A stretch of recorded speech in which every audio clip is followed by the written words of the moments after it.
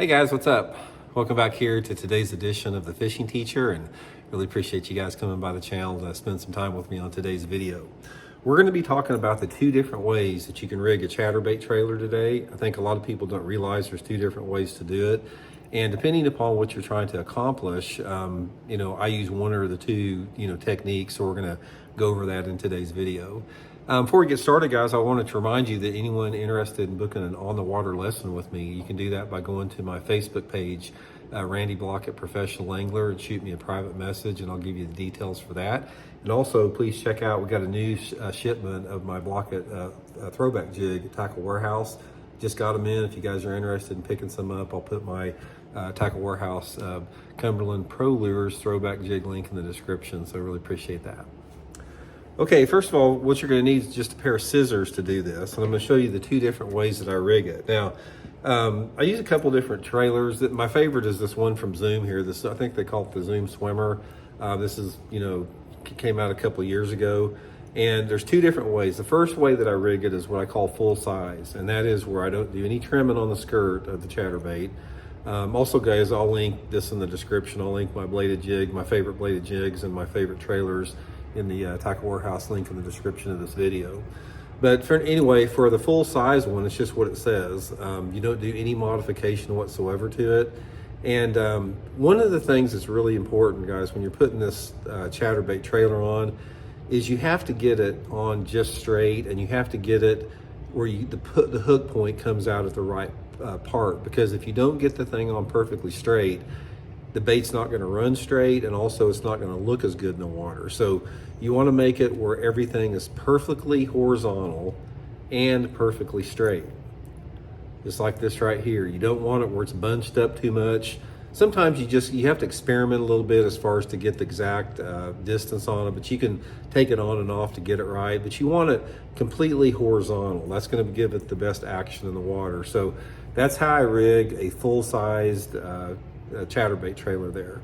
Now, if I want a downsized version, I use the same trailer, but what I'm going to do is I'm going to come back and I'm going to cut about probably 3/4 of an inch of it off, just like that. It's going to be a little bit more of a little tidbit size.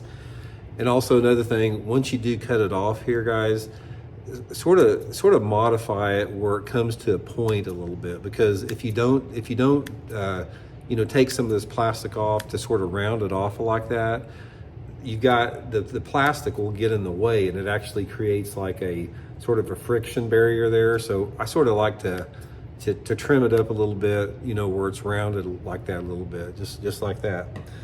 Okay, the next thing I'm going to do is I'm going to put it on my chatterbait before I do the trimming.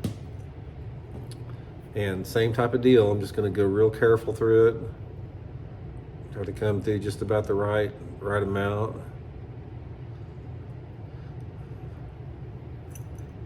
It's going to be shorter like this.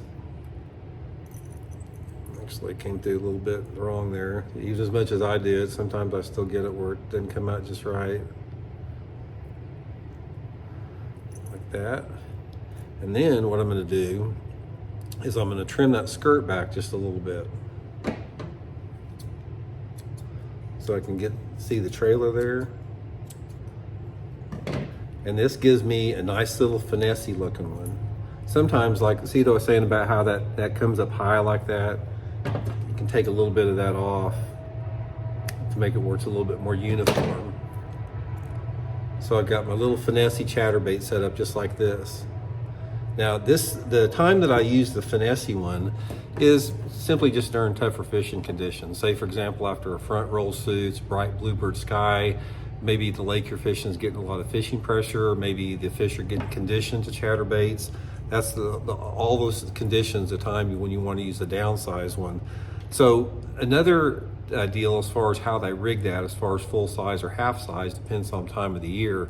In addition to what I just said, you'll find out in the pre-spawn time of the year, when the water temperature's in the 50s, they like a full-size chatterbait setup. So I don't do any trimming. They like the larger profile.